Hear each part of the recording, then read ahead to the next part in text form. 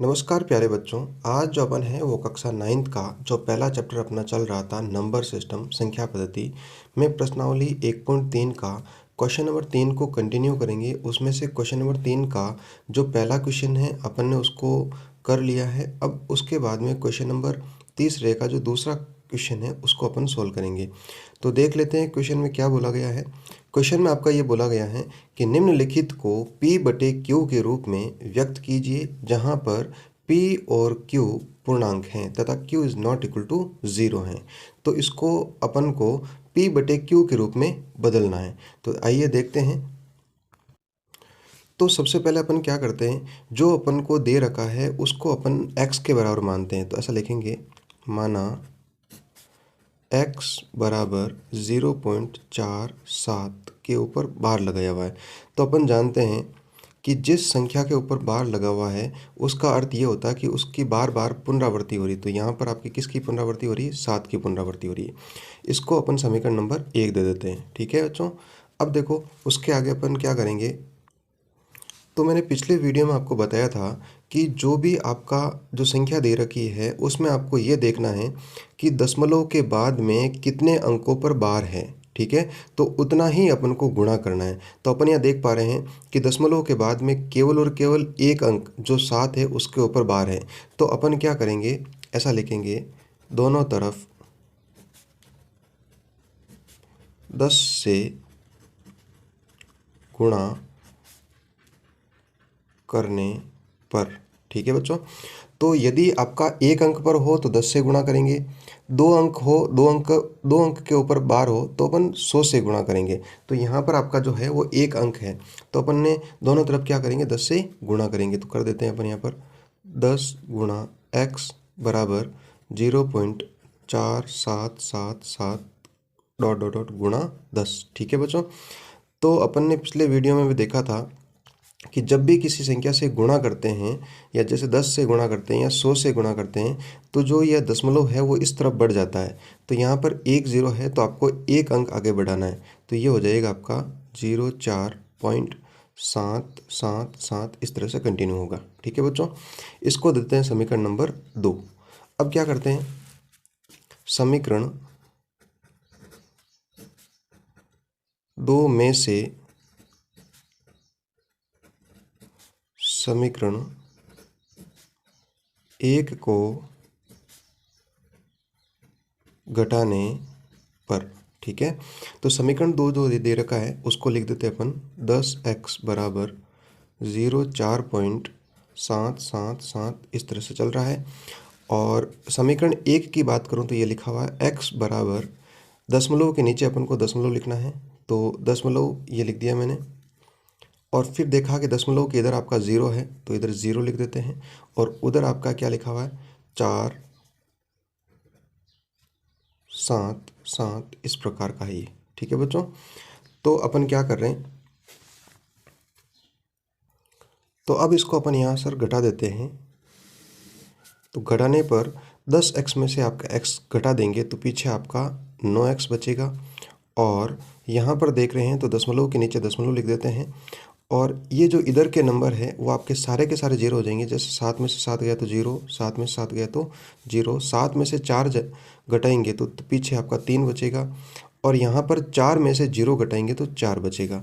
तो अपन देख पा रहे हैं कि अपने पास में जो आया है वो 9x बराबर 4.3 आया है। ठीक है बच्चों।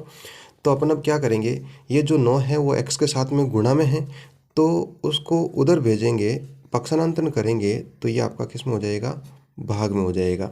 और अपन जानते हैं यहाँ पर कि यदि ऊपर पॉइंट है आपका दशमलव है उसको यदि मैं हटाऊंगा तो नीचे आपका कितना हो जाएगा, 10 लग जाएगा। तो आपका ये आंसर क्या हो जाएगा, x बराबर 43/9 को 10 से गुणा किया तो क्या हो गया, 90। तो इस प्रकार अपन 0.47 बार को P/Q के रूप में बदल दिया है। तो अपन ऐसा लिख सकते हैं कि 0.47 बार बराबर 43/90 जो P/Q का रूप है।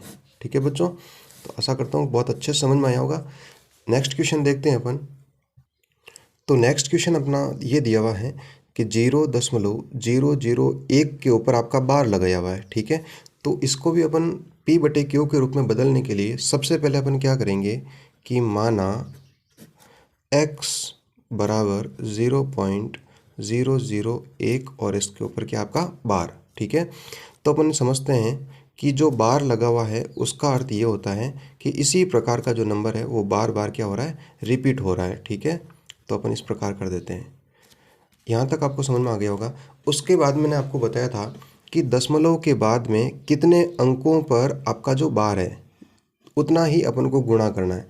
यदि आपका 1 अंक पर बार होता तो अपन 10 से गुणा करते, 2 अंकों पर होता तो अपन 100 से करते। यहाँ पर आपका 3 अंकों के ऊपर बार है तो अपन किससे गुणा करेंगे, 1000 से गुणा करेंगे। तो इसको दे देते हैं समीकरण नंबर 1 और अब लिखेंगे दोनों तरफ 1000 से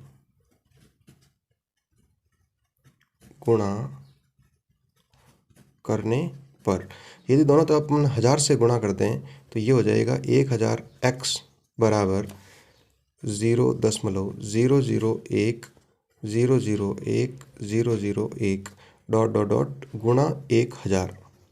तो अपन ने पिछले क्वेश्चन में भी देखा था कि आपका जो ये दशमलव है जितने ज़ीरो होते हैं उतने अंक इधर आपका खिसक जाता है। तो ये आपका हो जाएगा,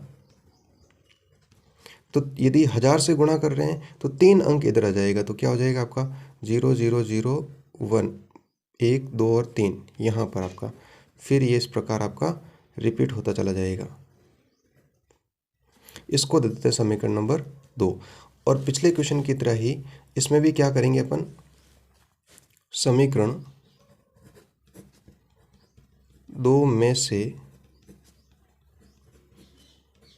समीकरण 1 को घटाने पर, ठीक है। तो समीकरण आपका 2 क्या दिया हुआ है, 1000 x बराबर 0.001 और इस प्रकार ये बढ़ता जा रहा है, ठीक है। और समीकरण 1 की बात करूँ तो ये दिया हुआ है x बराबर, दशमलव के नीचे अपन दशमलव लिख देते हैं, दशमलव के इधर आपका केवल और केवल 0 है और उधर आपका 001 इस प्रकार है ये, ठीक है बच्चों। तो इसको अपन यहाँ से घटा देते हैं। यदि मैं इसको घटाऊंगा तो 1000 x में से x घटा देंगे तो पीछे आपका क्या शेष रहेगा, 999 x रहेगा। और यहाँ पर बात करें तो दशमलव के नीचे अपन दशमलव लिख देते हैं। इधर देखो अपन ये जो है पूरा का पूरा आपका इसमें से घट रहा है, तो 1 में से 1 गया तो 0, 0 0 0 0 0, 1 में से 1 गया तो 0, ये पूरा का पूरा क्या आ गया आपका 0 आ गया। और इधर देखते हैं तो 1 में से 0 घटाएंगे तो पीछे क्या शेष रहेगा, 1 शेष रहेगा।